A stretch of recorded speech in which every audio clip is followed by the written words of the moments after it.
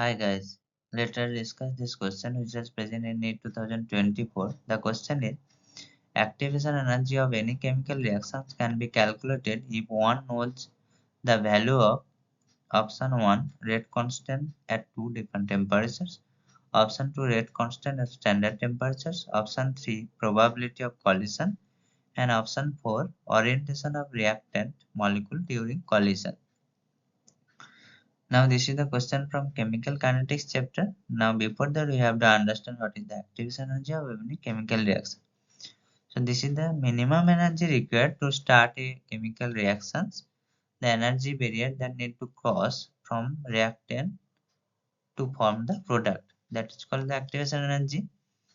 Now according to the RNA's equation, this means activation energy have the relation with rate constant like this. This is the rate constant of reaction K equal to A into e to the power E minus RT.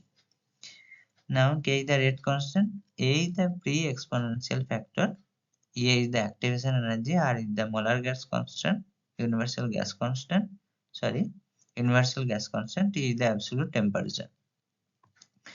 And calculation of activation energy can be done by two methods using experimental data.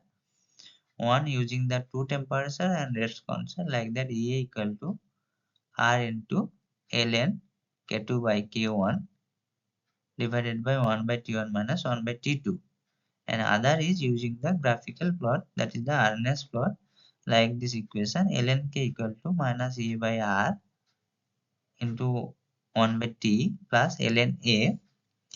The match this with the linear equation like y equal to mx plus c, where m is the slope, that means here slope is the minus A by R.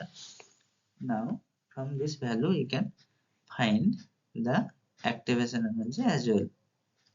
So here in this cases the rate constant at two different temperatures. So option 1 is the correct option here. Thank you guys.